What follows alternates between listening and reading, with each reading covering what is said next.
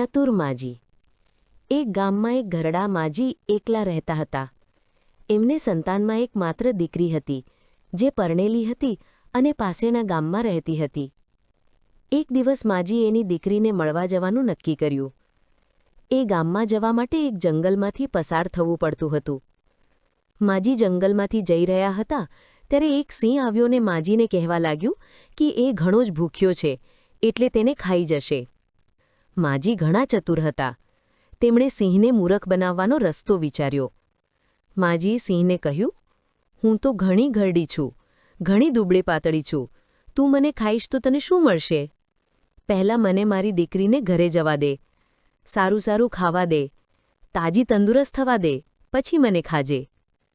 સિંહે વિચાર્યું કે માજીની વાત સાચી છે। આવા દુબળા પાતળા માજીને અત્યારે ખાશે તો એને કશું નહીં મળે, માત્ર હાડકાં જ ખાવા મળશે।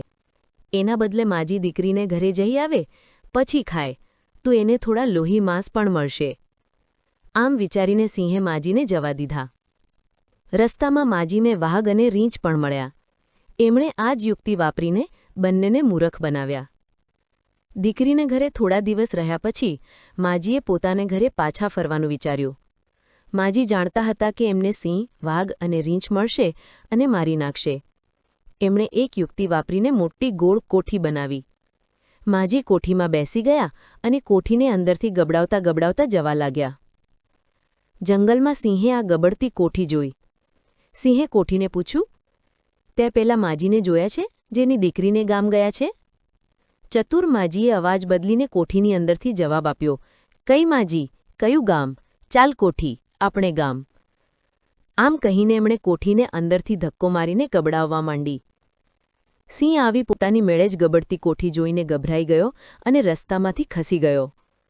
આવી જ રીતે વાઘ અને રીંછ પણ ગભરાઈને ભાગી ગયા। ચતુર માજી સહી સલામત પોતાને ઘરે પહોંચી ગયા।